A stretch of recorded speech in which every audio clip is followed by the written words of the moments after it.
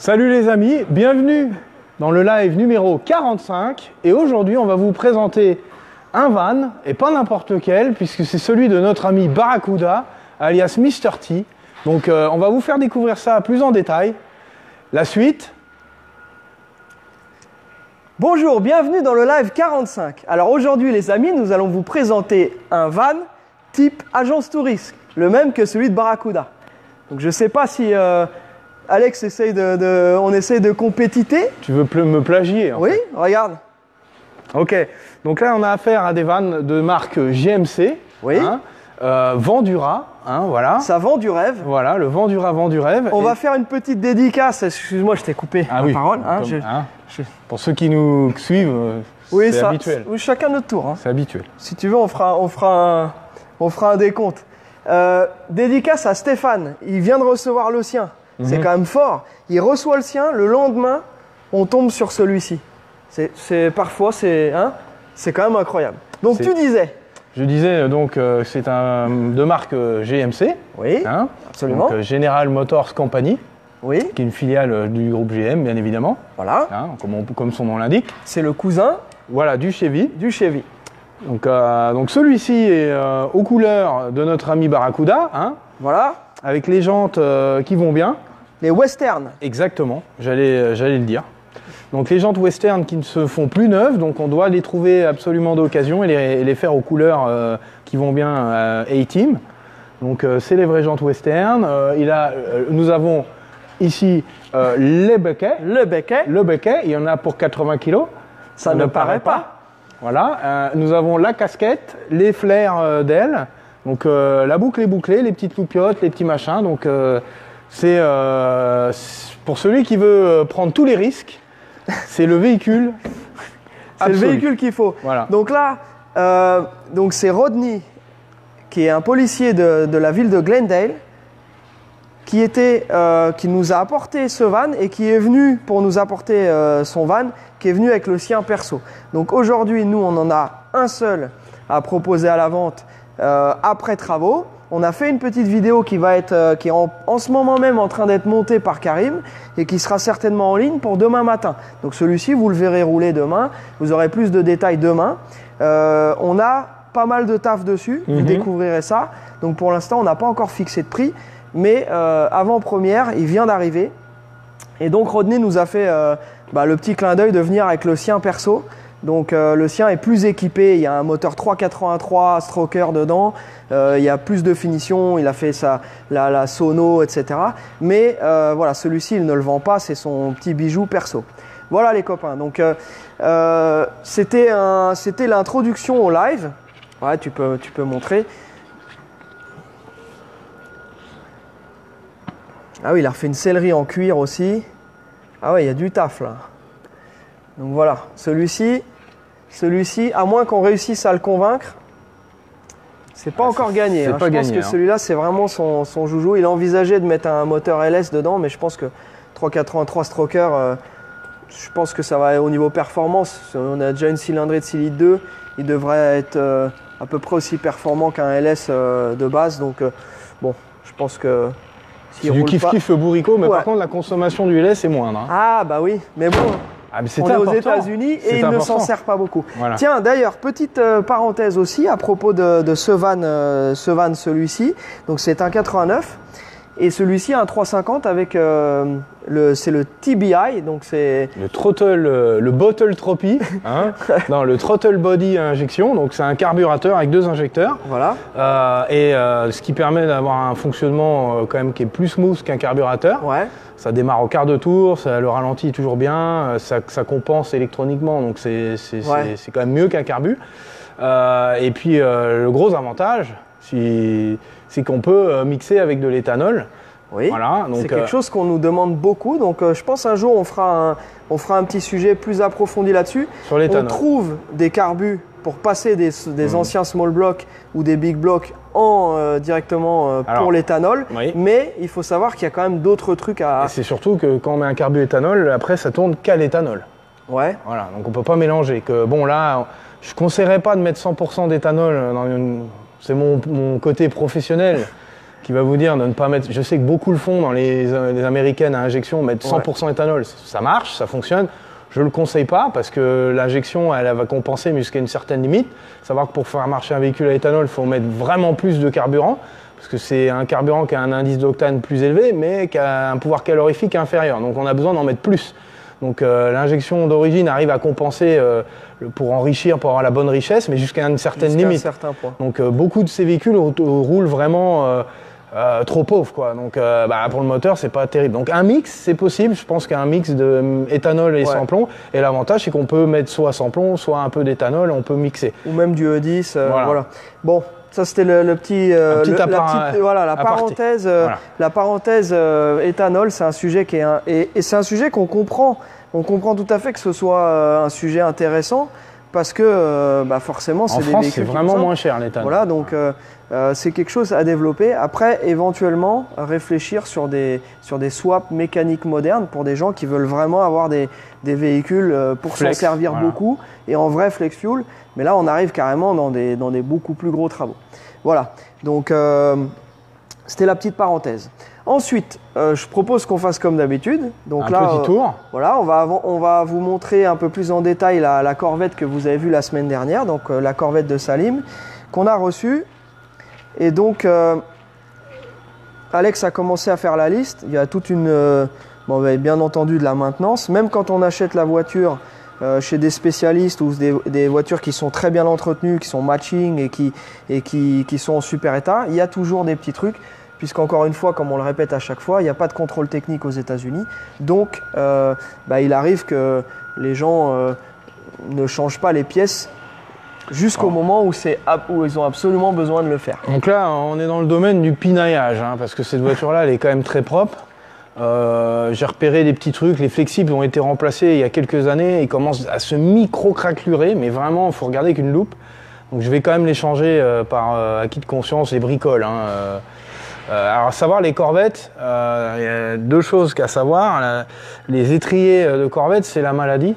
Ces étriers fuient tout le temps. Le casting, le métal qu'ils ont utilisé pour faire le casting et l'ajustement avec les pistons est pas terrible. Donc quand ils sont remanufacturés, ça fuit pas, mais ça finit toujours par refuir. Donc maintenant, ce qu'on fait, c'est qu'on met un sleeve en inox dans le corps de l'étrier, pour que quand le piston coulisse dedans, la jonction et l'étanchéité soient parfaites.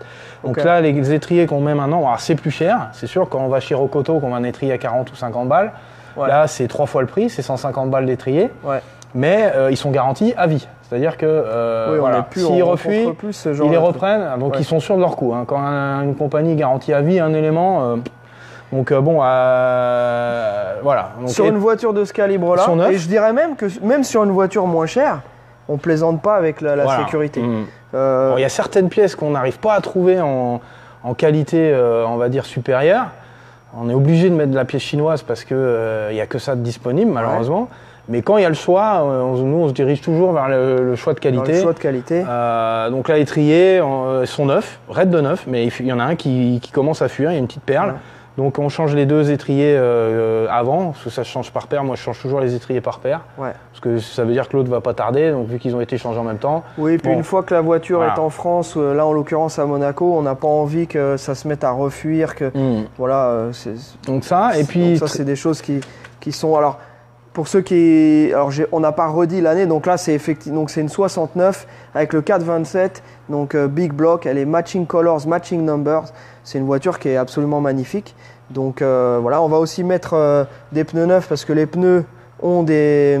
il y a encore de la gomme. Ils sont vieux. Mais ils sont vieux et ça commence à se craqueler et ça ne passera pas au contrôle technique. Voilà. Donc boîte méca, enfin vraiment le couple, c'est vraiment une super caisse. Celle-ci, c'est un cabriolet avec le hardtop plus la capote souple. Voilà. Très très belle caisse. Donc fait intéressant sur les Corvettes de ces années-là, c'est les petits témoins d'ampoules. Donc sur la console centrale, on a plein de petites lumières. Là, on a des petites lumières qui correspondent à chaque ampoule de la voiture. Et comment ça marche c'est assez intéressant parce que c'est une voiture de 69, donc ils ont commencé ce système-là en 68 jusqu'en 71, je crois. Et c'est un système à fibre optique. Donc c'est assez impressionnant pour l'année parce qu'en 69, c'était le tout début, ça venait d'être découvert et Chevrolet a dit tiens, on va utiliser la fibre optique pour faire les témoins de vérification de lumière. Donc on a des petites lentilles dans chaque feu et reliées à une fibre optique jusqu'à une autre petite lentille dans le tableau de bord. Et quand la lumière s'allume, ça reflète la lumière à travers la fibre et ça alimente la petite loupiote dans la console. Bon, c'est pas violent, hein, faut bien regarder, je pense de nuit ça se voit mieux, mais c'est assez rigolo comme système pour une caisse de 69, quoi. Voilà, c'était ma petite parenthèse ouais, c'est intéressant. Rigolo. Bien sûr. Alors ensuite, on enchaîne sans transition avec la voiture de Christophe. Ça donc me stresse Christophe, le feu qui traîne par terre si quelqu'un se marche dessus. Tiens, viens Jenny, on va montrer. Alors Christophe, comme tu peux le constater, le moteur a disparu de la boîte, enfin de la baie moteur. Donc mais où est donc le moteur? Hein, il a fallu l'envoyer. Donc en fait, le moteur va être préparé chez des préparateurs ici qui sont réputés, qui travaillent très bien.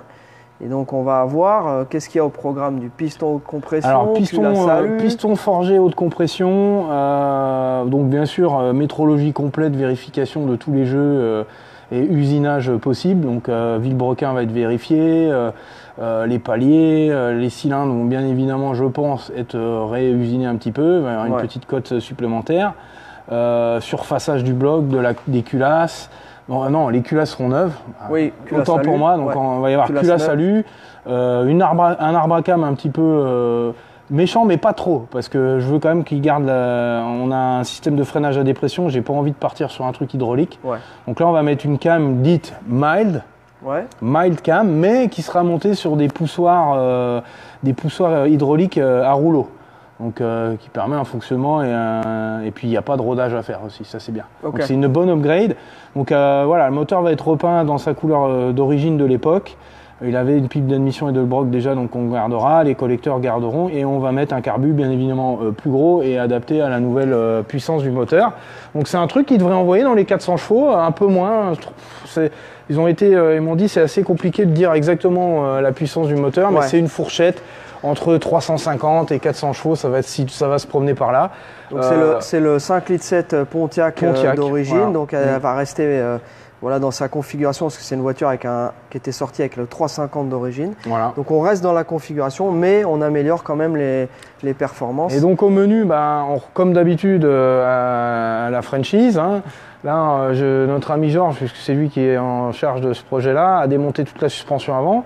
Donc on a changé tous les sillons blocs du train avant parce que tout était mort et crevé. Ouais. Les rotules seront neuves, on change vraiment toutes les articulations du train avant. La direction était en bon état, donc pas de jeu, les rotules bougeaient bien, donc il n'y avait pas de problème. Donc la direction on va rester comme ça.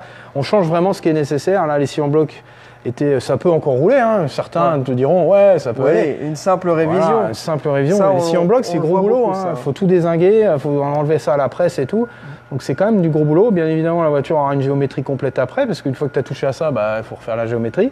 Mais bon, voilà, au moins tu repartiras avec un train avant nickel. Et train arrière, pareil. Les lames étaient d'origine, donc les lames étaient vraiment fatiguées. Donc on a remis un jeu de lames type origine, du même nombre je sais même pas comment on dit en français, nombre de strates, je sais pas. Ici ils appellent ça des feuilles, des lifs.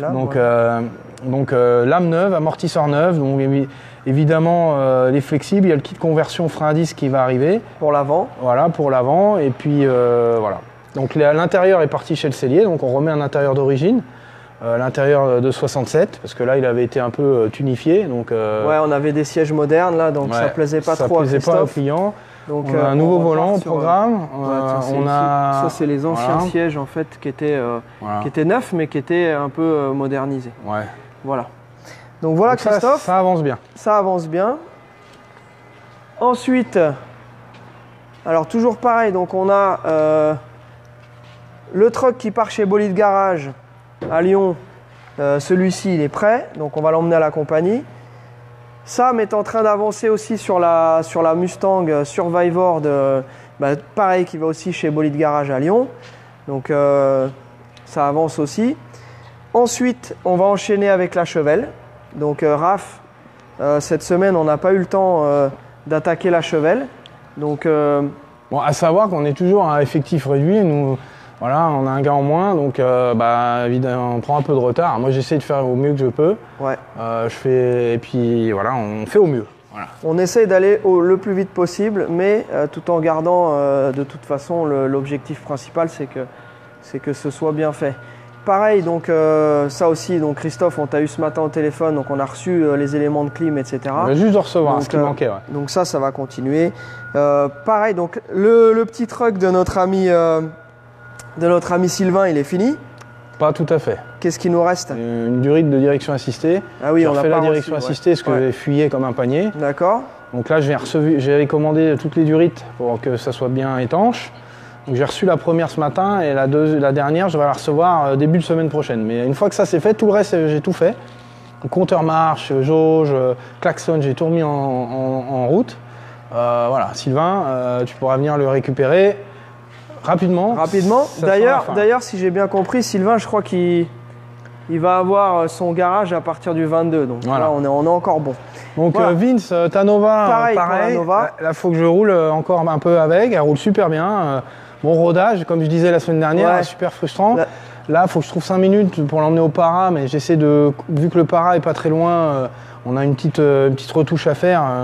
Donc comme j'ai expliqué à Vincent, le gars pour la peinture a un peu de délai, il est un peu en retard, donc je vais faire tout d'une traite en fait. Je vais l'emmener c'est dans le même secteur, donc je l'emmènerai au para et du para elle partira pour faire ses retouches. Et après voilà, ce sera fini ça. Voilà.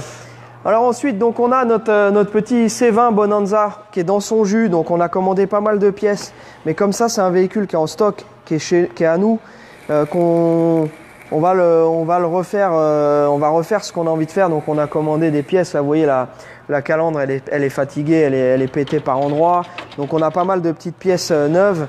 Donc celui-ci on vous le présentera quand il sera plus présentable, on va dire, parce que là pour l'instant il fait pas vraiment rêver, même si le gros de ce qui est important est déjà présent, c'est-à-dire un châssis, des sous-bassements super sains, mécaniques qui fonctionnent parfaitement, etc. Mais au niveau accastillage, etc., on peut lui donner un peu plus lui donner un look un peu plus sexy. Donc ça, on vous le présentera après. On avait mis la petite Mustang, donc 289, c'est un code C, pas mal optionné. On l'a mis sur le pont pour ceux qui veulent voir les sous-bassements. Donc le type de voiture qu'on choisit. Donc là c'est pareil, hein, Alex, bien entendu elle n'est pas encore révisée, on n'a pas changé les pièces, mais ce qui est important, c'est tout ça. Alors ça on vous le dit à chaque fois, donc quand on gratte un peu en dessous, on voit la cataforès d'origine et on voit les gouttes. Donc tout ça c'est vraiment les planchers d'origine, les frame rails comme on dit, donc là c'est longeron ici, tout ça c'est absolument impeccable. Pas de corrosion dans les doublures. Tout est absolument impeccable. Nous, une fois qu'on part d'un véhicule de cette qualité-là, après pour nous, c'est pas un problème de changer tout ce qui est rotule, les éléments de suspension. Comme vous voyez sur les autres, on va pas y passer des heures, mais l'important c'est que la voiture soit saine, qu'elle n'ait pas tapé et qu'elle soit complète. Voilà. Donc encore une voiture qui sera disponible à la vente. Soit pour ceux qui veulent la restaurer, et à ce moment-là, on vend la voiture avec les pièces, on la livre avec les pièces, ou pour les garagistes qui ont des clients qui veulent une voiture finie, donc on peut proposer ça. Ou alors, on la finit à la carte. Donc après, c'est au choix du client. On peut mettre une ligne plus bruyante, on peut mettre des jantes, on peut faire comme on fait d'habitude. Donc ça, c'est pas un problème. Voilà. Ensuite, on a reçu aussi, ça fait plaisir à notre client Cédric, on a reçu sa Camaro RSSS, donc celle-ci vous l'aviez vue, on l'avait présentée il y a quelques temps, donc cette voiture-là qui est une peinture absolument magnifique, un très bel intérieur avec un 327 d'origine, c'est une vraie RSSS, matching number. Donc là, cette voiture-là, on va avoir, Alex, le système. Comme d'habitude, j'ai envie de dire sur les Camaro, toujours la même chose. Le système c'est un système hidden headlights dans la grille en fait, qui fonctionne. Alors comment ça marche, Charlie? Comment ça marche? Justement, alors Tu veux que j'explique à ma façon ou tu veux dire la vraie truc? Parce que moi, je peux inventer. Hein. C'est une technologie. Alors, ce qui est drôle, c'est que Chevrolet, dans les mêmes années, avait pondu un système pneumatique pour les Corvettes, qui marche, bon, pas trop mal, on va dire. Qui marche bien, sauf quand il y a voilà. Et là, pour raison poreuse ou le poumon qui est fatigué. Les poumons, bah, mais quand ça marche bien, ça marche pas mal. Ouais. Et là, ils avaient pondu un système électrique qui est malheureusement pas au point. Donc là, il y a des capteurs de fin de course et des moteurs un peu à l'ancienne. Donc ça marche jamais, quoi. C'est catastrophique. Donc là maintenant aujourd'hui, le marché aftermarket propose des kits de moteurs électriques modernes avec des systèmes à pignonnerie et tout, donc qui est quand même beaucoup plus fiable et qui marche beaucoup mieux. Donc c'est ce qui va se passer. On va rétrofiter un système d'ouverture plus moderne et qui marchera aux petits oignons. On va pas s'amuser à restaurer le truc des années 60 alors qu'il y a des trucs modernes qui existent et qui marchent mieux. Donc voilà. Ça va être pour Cédric. Donc, très belle caisse. Encore une fois, c'est une voiture qui vient de Californie. Alors, je vais vous montrer un truc qui est absolument incroyable. Regarde, Jenny. Tiens, je pose ça là. Ça, c'est une petite lettre qui date de 2015. C'est une lettre du premier propriétaire. Il a donné cette petite lettre à José, qui est le deuxième propriétaire de la voiture, celui qui a vendu la voiture donc à Cédric. Et ce qui est incroyable, c'est qu'il dit, je vais pas tout vous lire, mais il dit: j'espère que cette voiture vous plaira autant qu'elle m'a plu à moi et à ma famille. C'est dur à croire, mais cette voiture est restée plus longtemps dans ma vie que mes deux parents. C'est-à-dire qu'en fait, il a gardé la voiture plus longtemps qu'il n'a eu ses parents. Et voilà, donc c'est une voiture, donc lui, il l'avait acheté neuve en 67. Séquence émotion. Tu vas verser ta larmichette. Ah bah, tu sais, je suis... tu es émotif. Je suis émotif. Voilà. Et donc ça, bah, Cédric, tu pourras... Cédric, tu auras ton courrier avec. Mais voilà. Je tiens à rectifier un truc qu'il a dit. Il a dit que c'était un 327. Mais ce n'est pas. Ah, c'est un 350. C'est un 350. Tu as raison. C'est un 350. Je voulais pas te couper, tu vois, je suis poli. Mais je te remercie. Voilà. Voilà. Donc, ensuite, vous avez vu aussi donc, le cabriolet qu'on vous a présenté en photo, qui n'est pas encore ici. Donc ce petit cabriolet-là, qui est blanc, qui est absolument magnifique. Pareil, qui est une caisse ultra saine.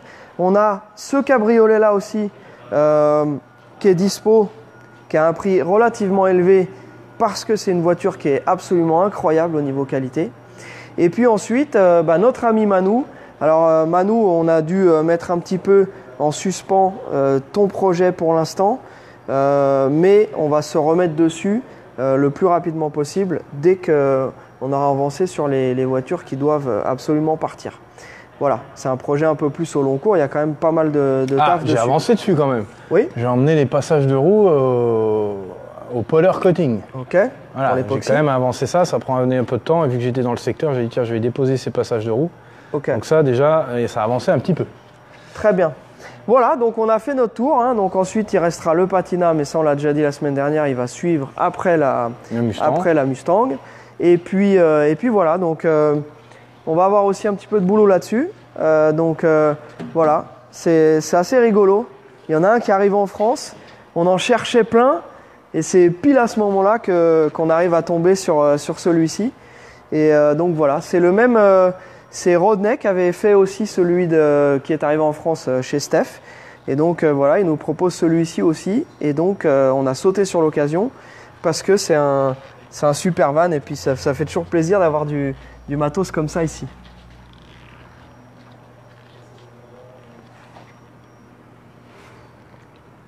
Voilà. Ok. Et ben, on va vous souhaiter une excellente fin de journée. Hein, bon week-end à vous. Et puis rendez-vous par message si vous avez des questions sur les véhicules qu'on a en stock ou sur les commandes. N'hésitez pas. Et puis voilà. Hein, ça va. Je pense qu'on a fait le tour. Ça me va. Allez, portez-vous bien. Bon week-end. On se tient au jus. Bye.